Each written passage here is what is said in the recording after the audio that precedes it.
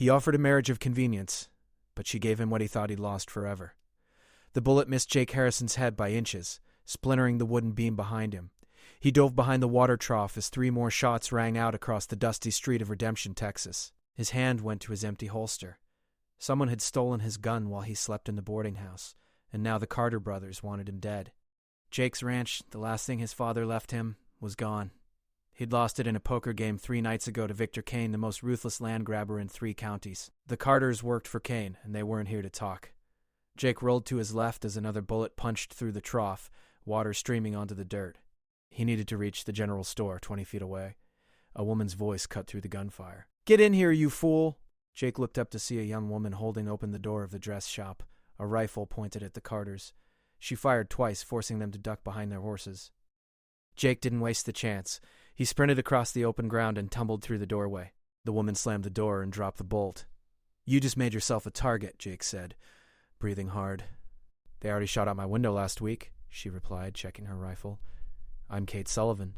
You must be the idiot who gambled away the Harrison ranch." Jake felt his face burn. News travels fast. This is a small town. Kate moved to the broken window, keeping low. "The Carters are riding off. They'll be back tonight with more men." Jake stood, studying her. Kate had dark hair pulled back in a practical bun, green eyes that missed nothing, and the kind of steady hands that came from real experience with firearms. Her dress shop looked successful, fabrics and ribbons organized neatly on shelves. "I appreciate the help," Jake said. "I'll clear out so they don't bother you again." "Where will you go?" "You're broke, hunted, and everyone in town knows Kane wants you dead or gone." Kate set the rifle down and faced him. "I have a proposition." Jake waited. "I need a husband," Kate said flatly. "Not for love or anything ridiculous. I need a man's name to keep this business. The bank won't give me a loan without a husband. My supplier in Dallas won't ship to an unmarried woman. And Judge Crawford keeps suggesting I'd be safer married, which is his way of saying he'll find legal reasons to shut me down if I don't find a man soon. You want to marry me?" "We just met while people were shooting at me." "I want a business arrangement," Kate corrected. "You need protection and a place to stay. I need a husband on paper. We get married, you work in the shop, we split the profits, and when I've built up enough security, we can quietly divorce in a few years. Nobody gets hurt." Jake looked around the shop. It was honest work, which was more than he had now. The Carters would kill him if he left town broke. Kane would make sure of it. "What's to stop me from taking over your business once we're married?" Jake asked. Kate smiled without warmth. "I've already spoken to Attorney Henderson. He's drawing up papers that keep the shop in my name regardless of marriage. You'll sign them before we see the preacher. You've thought this through. I've been planning this for 2 months. You're just the first man desperate enough to say yes." Kate pulled out a sheet of paper from her desk. "These are the terms. Separate bedrooms, no drinking, no gambling, and you work 6 days a week. Sunday you have free." Jake read through the terms. They were fair, surprisingly detailed, and clearly designed to protect her business. He'd lost everything through his own stupidity. This was a rope thrown to a drowning man. "One question," Jake said. "Why me? Why not someone respectable?" Kate's expression softened slightly. "Because respectable men in this town want a real wife, someone to cook and clean and have children. They'd try to change the arrangement. You're desperate, which makes you honest about what this is. And my father knew your father. He said Harrison was a good man who raised his son right, even if that son made bad choices later." The words hit harder than Jake expected. His father had been a good man. Jake had dishonored that memory by losing the ranch. "I'll do it," Jake said. "On one condition. If I can ever win back the ranch, you help me. Loan, partnership, whatever it takes." Kate considered this. "If you prove yourself trustworthy and the business can afford it, yes. But the shop comes first." "Deal." They shook hands. Kate's grip was firm and dry. Outside, the sun was setting over Redemption, painting the dusty street golden red. Tomorrow, Jake would be a married man, tied to a woman he didn't love and a business he didn't understand.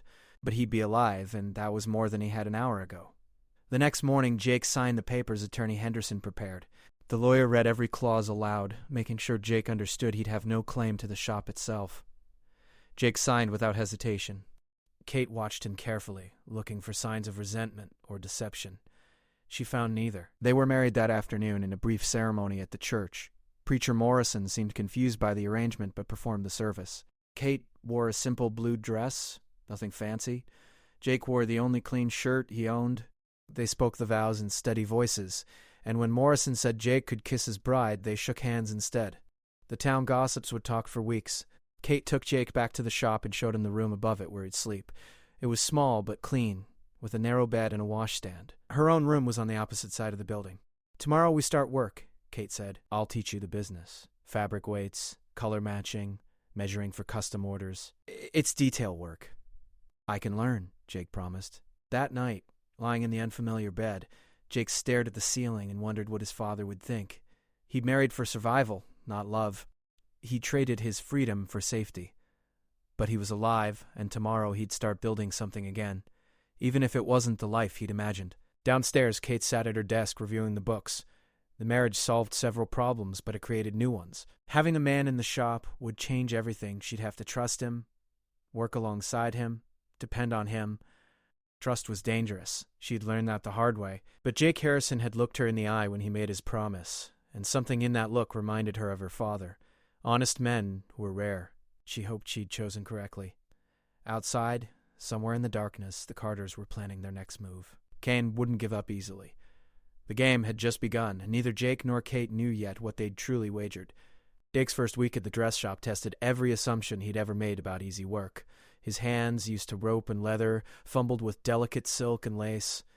He mismeasured 3 orders in 2 days, costing Kate money she didn't have to spare.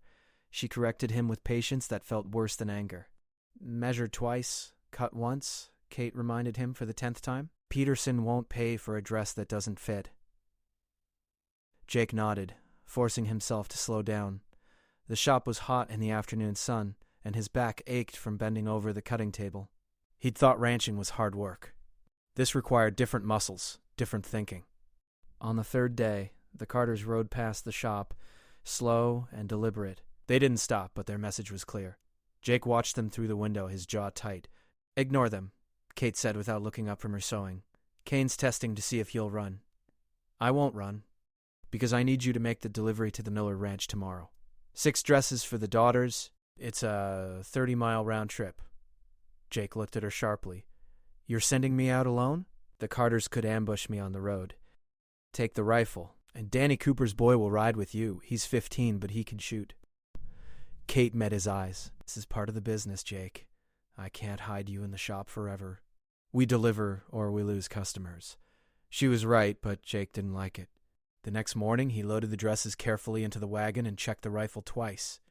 Billy Cooper climbed up beside him, a gangly kid with freckles and enthusiasm. "I heard you used to be a real good shot, Mr. Harrison," Billy said as they rolled out of town. "Used to be," Jake agreed, "before I got stupid."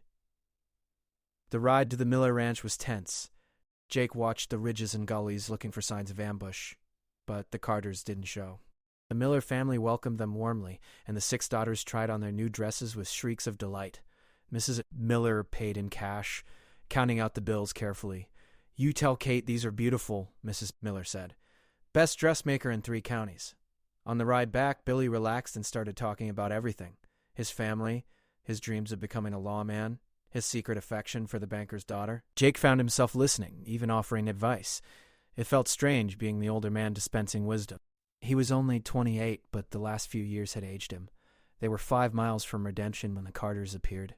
3 riders blocked the road ahead.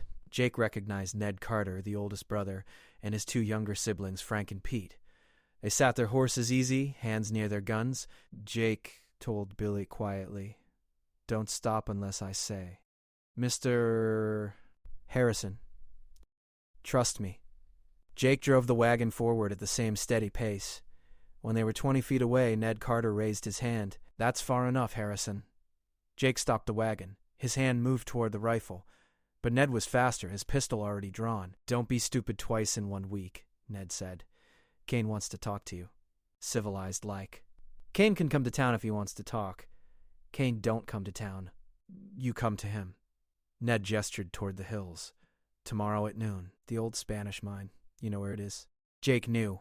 The mine was on what used to be Harrison land, before he'd lost it. "And if I don't come?" Ned smiled. "Then we start visiting your wife's shop when she's alone. Be a shame if something happened to all that pretty fabric. Or to her." Rage flooded through Jake, hot and sudden. His hand tightened on the reins. "Easy," Ned said. "We're just delivering a message. You come talk to Kane. Everything stays peaceful. You don't, things get unpleasant for everyone." The three carters turned their horses and rode off, disappearing into the scrub brush. Billy let out a shaky breath. "What are you going to do, Mr. Harrison?" "I'm going to talk to my wife," Jake said. When they got back to Redemption, Jake told Kate everything. She listened without interrupting, her face unreadable. "You can't go," she said finally. "It's obviously a trap. If I don't go, they'll come after you and the shop. Let them try. I've dealt with men like Kane before." But Kate's hand trembled slightly as she put away the money from the Miller delivery. Jake caught her hand. "Kate, I won't let them hurt you because of me. This is my mess." She pulled her hand back. "This stopped being just your mess when we got married. We're partners now, remember? That means we face problems together. You hired me to work in a shop, not to drag you into a war with Kane. I hired you because I needed help, and you needed a chance." Kate's voice was firm. "Now we figure this out together. That's what partners do." Jake was surprised by the warmth in his chest. Nobody had stood with him like this since his father died. He'd expected a cold business arrangement. Kate was offering something more. "All right," Jake said. "Together? What do you suggest?" Kate thought for a moment. "We go to Sheriff Morton. Tell him about the threat. Morton's in Kane's pocket. Everyone knows it, maybe. But if we make an official complaint, it's on record. If something happens to us, people will know why." Kate pulled out paper and pen. "And we write everything down. Multiple copies. One goes to Attorney Henderson, one to Preacher Morrison, one to the newspaper." "The newspaper?" "Editor Grant hates Kane. I would be so happy. He's been looking for a story to print about Kane's methods. This gives him..." Jake watched Kate write with swift, precise strokes. She wasn't panicking or backing down. She was thinking strategically, using every tool available. He'd underestimated her. They spent the evening documenting everything. The poker game, the shooting, the threats, Kane's patterns of intimidation. By midnight, they had 3 copies ready. Kate sealed them in envelopes. "Tomorrow morning we deliver these before you go to the mine," Kate said. "You still think I should go?" "I think you should go with backup. I'll talk to some people. Men who owe my father favors. Good men who are tired of Kane running this county like his personal kingdom." "Kate, I can't ask you to..." "You're not asking. I'm telling you how this is going to work." Kate stood, her green eyes fierce. "You married me for protection, Jake Harrison. Well, protection works both ways. Now, get some sleep. Tomorrow's going to be a long day." Jake went upstairs, his mind spinning. The woman he'd married for convenience was turning out to be the strongest ally he'd ever had. Something had shifted between them in the last week. The careful distance of their arrangement was cracking. He didn't know if that was good or dangerous. But he knew one thing for certain.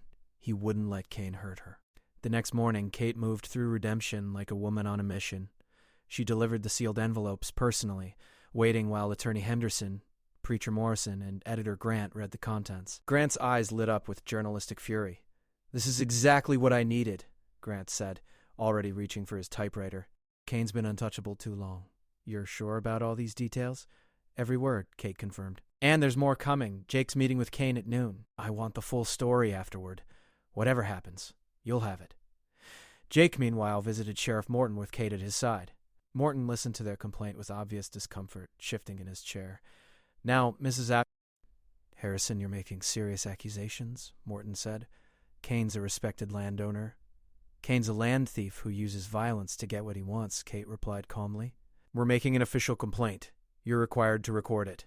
Morton sighed but wrote it down. Jake noticed the sheriff's hand shook slightly. The man was afraid of Kane, which told Jake everything he needed to know about who really ran this county.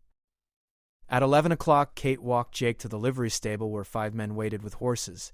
Jake recognized them, Danny Cooper, Billy's father, and the town blacksmith, Henry Walsh, who ran the grain mill, Carlos Mendez, who owned the cantina, and 2 ranch hands from the Peterson spread, brothers named Luke and Sam Griffin. "These men are riding with you," Kate said. "Not to fight, just to witness. Kane won't try anything with 6 men watching." Danny Cooper stepped forward. "Your father helped me when I first came to Redemption, Jake. Time I returned the favor. Besides, Kate's right. Kane's gotten too bold. Someone needs to stand up." The other men nodded agreement. Jake felt something crack open in his chest. These were good men, risking Kane's anger for him. For Kate. For what was right. "I don't know what to say," Jake managed. "Say you'll be careful," Kate told him. She handed him the rifle and a small pistol. "The Derringer goes in your boot, just in case." Jake met her eyes. In the morning light, he saw worry there, genuine concern. This wasn't just business anymore. When had that changed? "I'll be back," he promised. "You better be. I just taught you how to match thread colors. I'm not training someone new." The men rode out together, 6 against whatever Kane had waiting. They reached the old Spanish mine at 1:45. The entrance gaped dark in the hillside, timber supports rotting with age. Jake's father had owned this land once, worked this mine, built a life here. Kane arrived exactly at noon with the 3 Carter brothers and 2 other gunmen Jake didn't recognize. Victor Kane was 50, gray-haired, well-dressed in city clothes that looked wrong in the dusty wilderness. He smiled when he saw Jake's companions. "Brought friends, Harrison? Smart. Shows you're learning."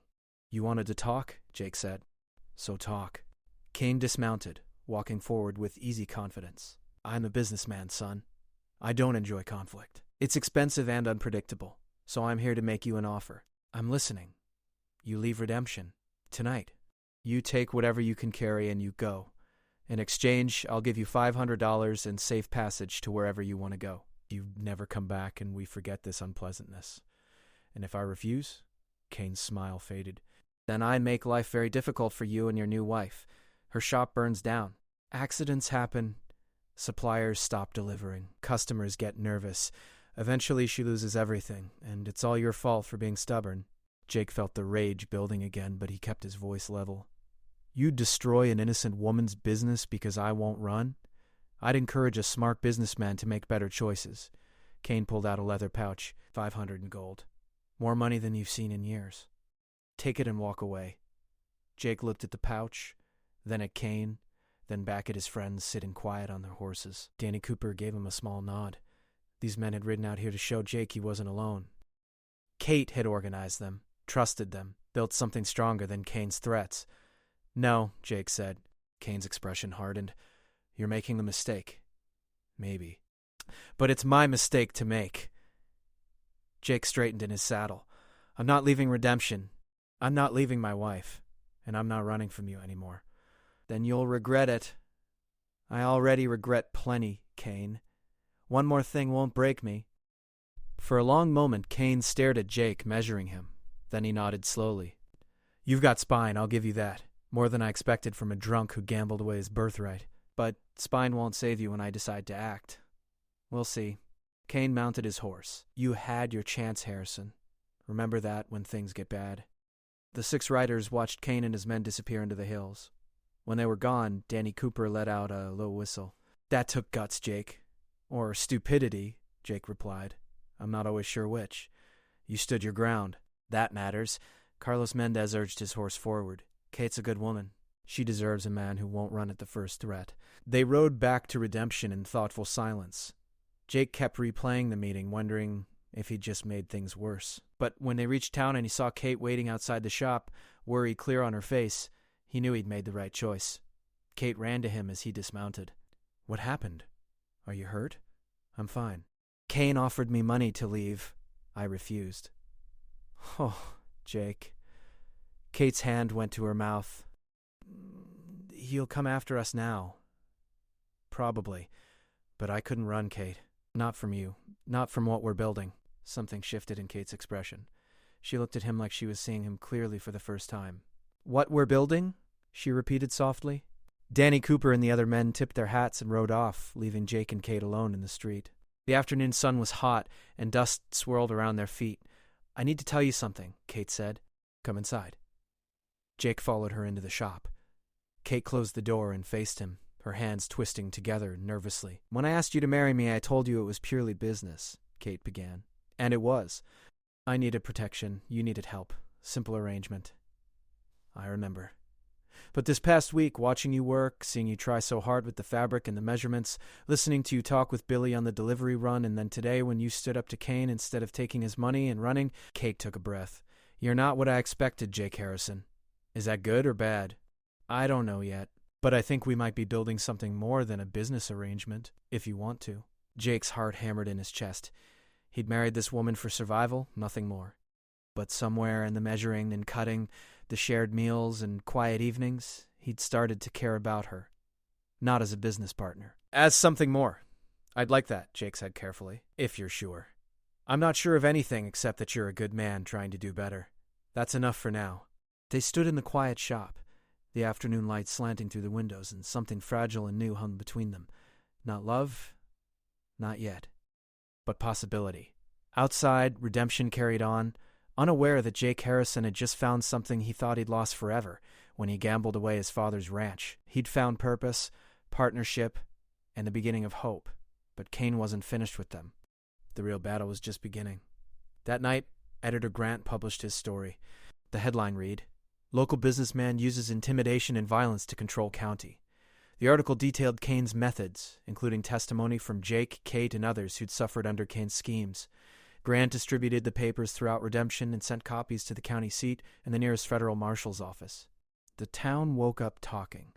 Some people were angry at Grant for stirring up trouble. Others were relieved someone had finally said publicly what everyone knew privately. The atmosphere in Redemption felt electric, charged with coming change. Jake opened the shop that morning to find 3 new customers waiting, all women who'd never shopped there before.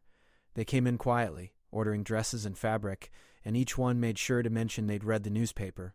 "It's about time someone stood up to Kane," Mrs. Peterson said, picking out blue cotton. "My husband lost our south pasture to one of Kane's rigged card games last year." The orders kept coming all week. Kate and Jake worked late into the evenings, cutting and sewing to keep up with demand. The town was making a statement with their purchases, showing whose side they were on. But Kane was making statements too. On Wednesday night, someone tried to burn down the cantina. Carlos Mendez caught them in time and ran them off. But the message was clear. On Thursday, Henry Walsh's grain mill lost a major contract, mysteriously redirected to a mill Kane owned in the next county. On Friday, the Peterson Ranch lost 20 head of cattle to rustlers who left tracks leading nowhere. Kane was punishing everyone who'd supported Jake. "This is my fault," Jake said, watching Kate tally the week's earnings. "They're suffering because of me."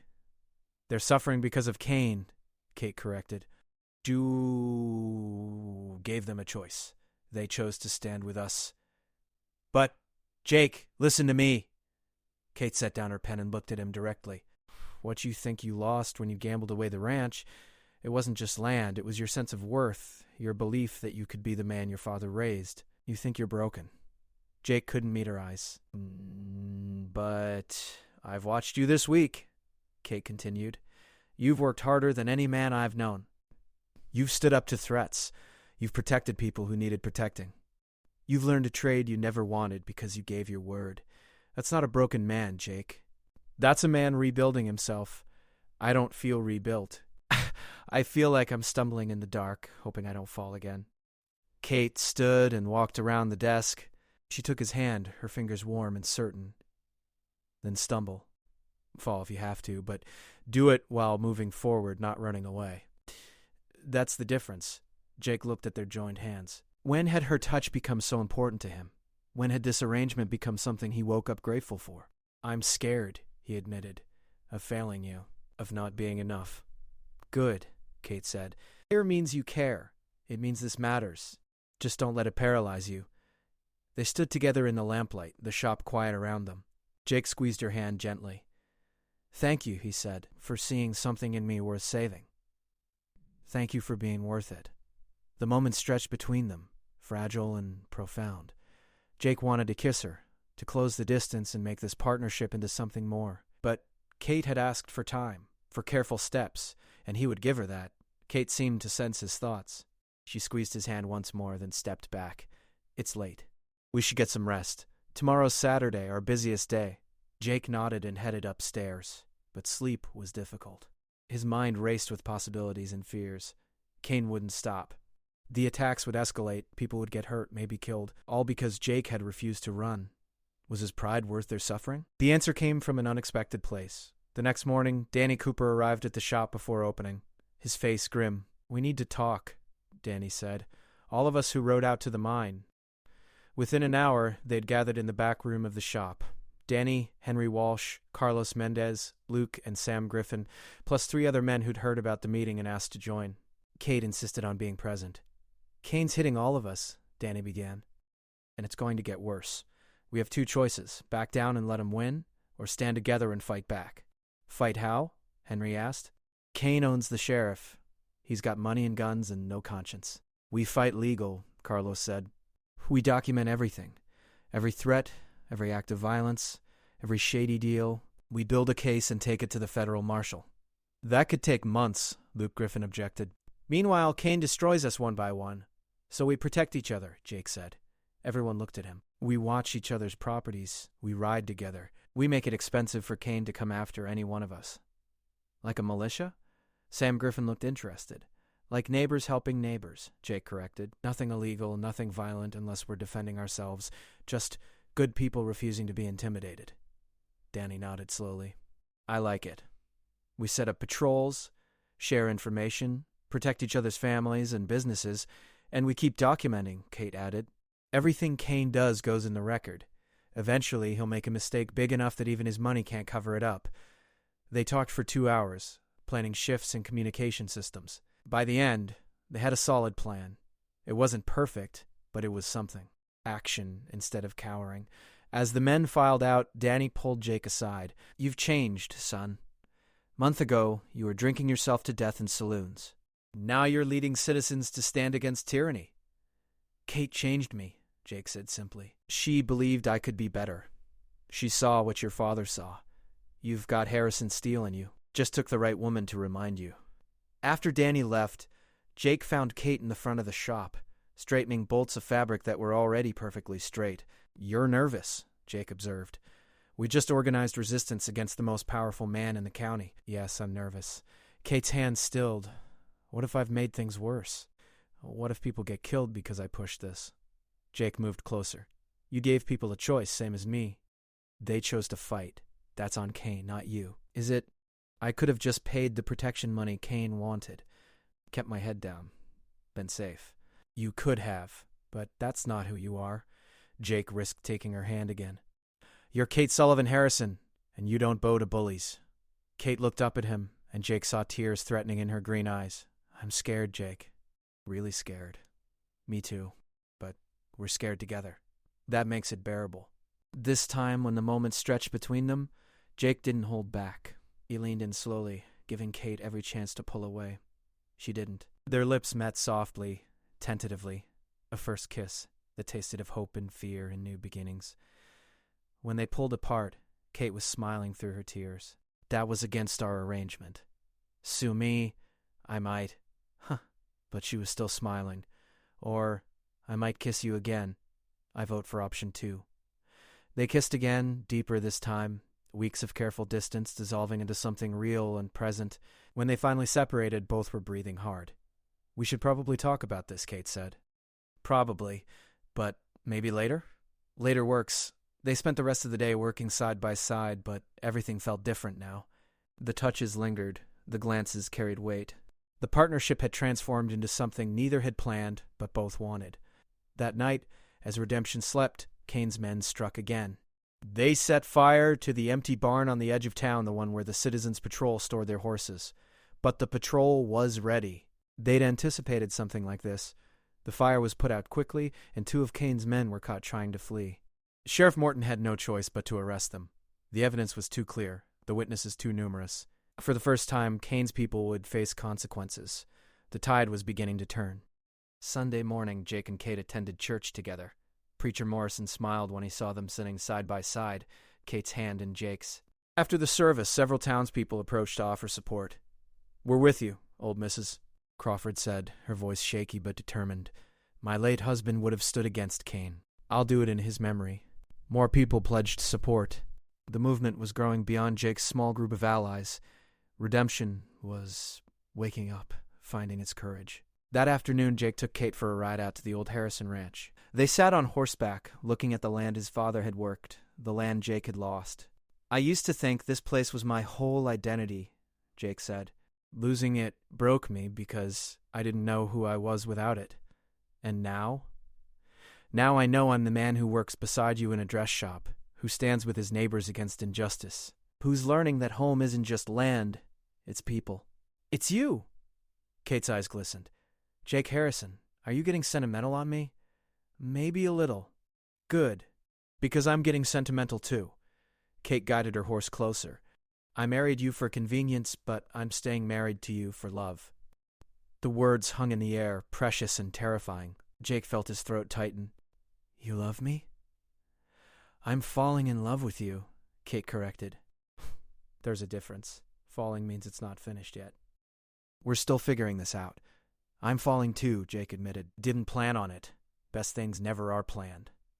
They rode back to town in comfortable silence, the future uncertain but somehow less frightening when faced together. Kane was still out there, still dangerous. But Jake had found what he thought he'd lost forever. Purpose, partnership, and love.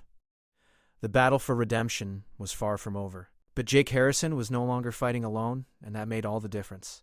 The federal marshal arrived on Tuesday, unannounced and serious. Marshal Theodore Grant, no relation to the newspaper editor, was a hard man with a reputation for cleaning up corrupt towns.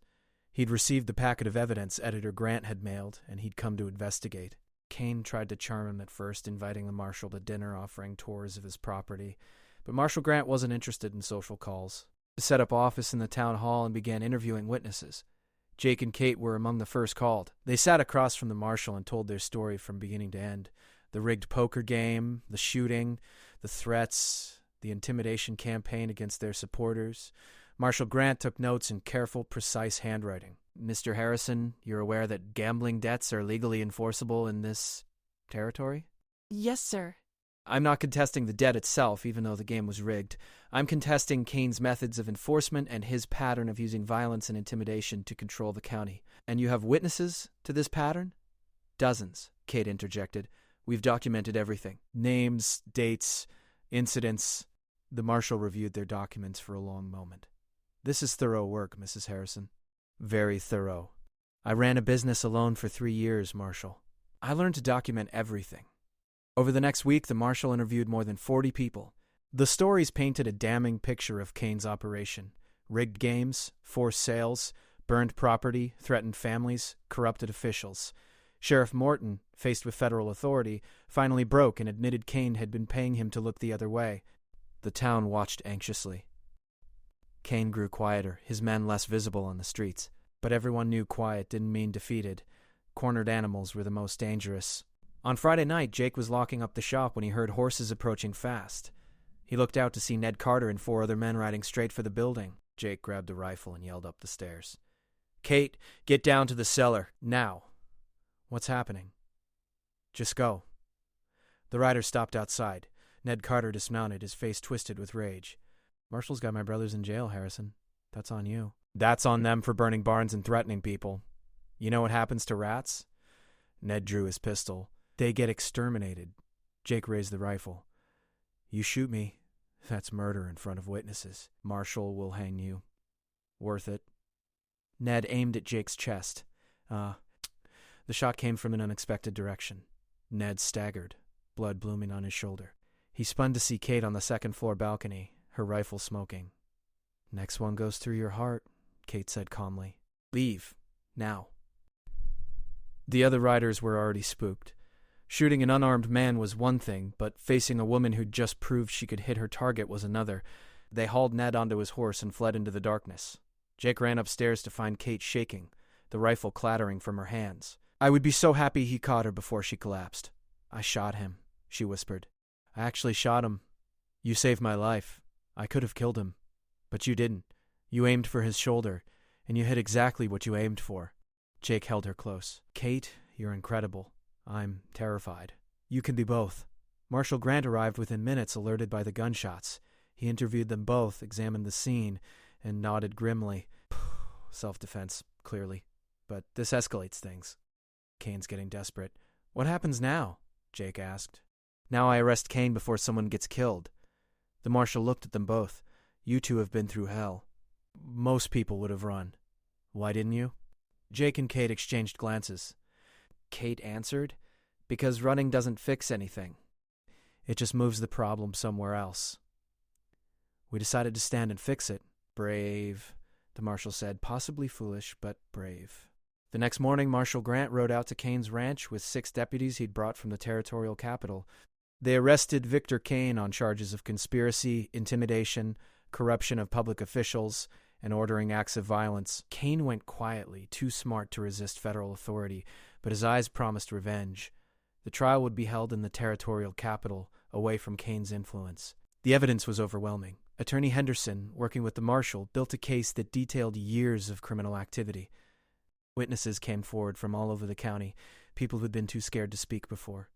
During the weeks of preparation, life in Redemption slowly returned to normal. The Peterson Ranch recovered their cattle from Kane's holding pens. Henry Walsh regained his lost contracts. Carlos Mendez repaired his cantina. And the dress shop thrived, busier than ever with customers who wanted to support the woman who'd stood up to tyranny. Jake and Kate settled into their marriage, the boundaries of convenience long since dissolved. They still maintained separate bedrooms, but often talked late into the night, sharing dreams and fears. The physical distance was slowly closing, but both were content to let things develop naturally. One evening, Attorney Henderson visited with unexpected news. The territorial judge has reviewed Kane's assets. Everything acquired through fraud or intimidation is being liquidated to compensate victims. Does that include the Harrison Ranch? Jake asked quietly. Henderson smiled. The poker game was deemed fraudulent. The property reverts to you, Mr. Harrison. The ranch is yours again. Jake sat down heavily. His father's land, his inheritance, everything he'd lost, returned. Kate watched his face carefully. What will you do? It was the question Jake had been asking himself since Henderson's words. The ranch represented his past, his father's legacy, everything he'd thought defined him. He could leave the dress shop, return to ranching, reclaim his old life. He looked at Kate, at the shop around them, at the life they'd built together. I'll hire a foreman to run the ranch, Jake said slowly. Good grazing land shouldn't go to waste. But my place is here, with you, in this shop, if you'll have me. Kate's smile was brilliant. You'd give up ranching for dressmaking? I'd give up anything for you. But I'm not giving up anything. I'm choosing what matters most. Jake took her hand. You told me I thought I'd lost my identity with the ranch. You were right. But I've found a better one. I'm your husband, your partner. That's who I want to be. The ranch is worth a fortune, Jake. I could be rich and alone, or I could be here with you. That's not a hard choice, Kate. Kate's eyes filled with tears. You really have changed. You changed me. You showed me what I thought I'd lost forever wasn't land or money. It was purpose and belonging and love. I found all of that with you. They kissed, deep and sweet, all the careful distance finally gone. When they pulled apart, Kate was smiling. So we're really doing this? Building a life together? We've been doing it for months. I'm just making it official. Jake grinned. Besides, you still need someone to measure fabric. I'm getting pretty good at it. You're getting adequate at it. I'll take adequate. The trial concluded 3 weeks later. Victor Kane was found guilty on 18 counts and sentenced to 20 years in federal prison. His assets were distributed to his victims. The Carter brothers received shorter sentences but would spend years behind bars. Redemption celebrated quietly. There was relief but also awareness of the cost. Several families had been hurt in the conflict. Carlos Mendez walked with a limp from a beating Kane's men had given him. The Peterson daughters would grow up remembering the year they lost part of their ranch. But the town had learned something valuable. Standing together, they were stronger than any one tyrant. The Citizens Patrol formalized into a town council, with Danny Cooper elected chairman. Sheriff Morton resigned in disgrace, and the town hired a new lawman recommended by Marshal Grant. Change came slowly but surely.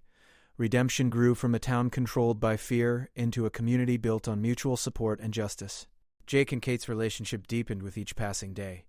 6 months after Kane's arrest on a warm September evening, Jake suggested a real wedding. We're already married, Kate pointed out, amused.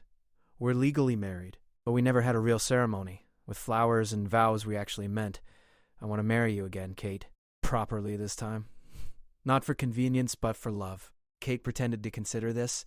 Will there be cake? The best cake in 3 counties. Then yes. Let's get married again. The second wedding was nothing like the first. The church was packed with townspeople who'd become friends. Kate wore a dress she'd made herself, cream-colored silk with delicate embroidery. Jake wore a new suit, purchased with money from the ranch's first profitable quarter, under the new foreman. Preacher Morrison performed the ceremony with genuine joy. When he asked if they took each other as husband and wife, both answered with absolute certainty, I do. The kiss lasted long enough that people started clapping and whistling. Jake and Kate didn't care. They'd earned this moment, fought for it, built it from nothing. At the reception, held in the church hall, Danny Cooper raised a toast to Jake and Kate Harrison, who showed us what courage looks like, who stood when others would have run, who built love out of necessity and a community out of fear. Redemption owes you both more than we can ever repay. Here, here, the crowd echoed. Later, as the party wound down, Jake and Kate slipped outside for air. The Texas sky was brilliant with stars, the same stars that had watched over this land for countless generations. Do you ever regret it? Kate asked. Staying here instead of taking Kane's money and running? Never. Not once. Jake pulled her close. You gave me what I thought I'd lost forever, Kate. Hope. Purpose. A reason to be better than I was. How could I regret that? I asked you to marry me because I needed a business arrangement, and I said yes because I needed to survive. But that's not why we're standing here now. No? We're here because somewhere along the way, between measuring fabric and standing up to bullies and learning to trust each other, we fell in love. The real kind. The kind worth fighting for. Kate rested her head on his shoulder. You know what's funny? I thought a marriage of convenience would protect my business, but it did something better. It gave me a partner who sees me, truly sees me, and loves what he sees. Same here. I thought I'd lost everything that mattered when I lost the ranch, but the ranch was just land. You're everything that actually matters. They stood together under the stars, two people who'd started as strangers, bound by necessity, and become partners bound by choice. The journey hadn't been easy. It had cost them both dearly in fear and struggle and risk. But standing there in each other's arms, with a community they'd helped save and a future they'd built together, Jake Harrison knew he'd found his way home. Not to a piece of land, but to the woman beside him. Kate had offered him a marriage of convenience, but she'd given him what he thought he'd lost forever, himself, his purpose, and a love worth more than any ranch or fortune. Ready to go back inside? Kate asked. In a minute. I'm enjoying this. Enjoying what? Being happy. Being home. Being yours? Kate smiled and kissed him softly. Then let's stay here a while longer. We've got time. And they did. All the time in the world built one choice at a time, one brave decision after another, until two separate lives had woven into one shared story. The story of Jake and Kate Harrison, who proved that sometimes the best things in life come not from careful planning, but from taking a chance on someone who sees your potential when you've forgotten it yourself. They walked back inside hand in hand, ready to dance and celebrate and begin the next chapter of their lives together. Behind them, redemption slept peacefully. No longer a town ruled by fear, but a community built on courage and mutual support. And high above, the Texas stars shone down on the dress shop where it had all begun, a simple building that had become the birthplace of redemption, love, and second chances. The marriage of convenience had become a love story for the ages, and neither Jake nor Kate would have had it any other way.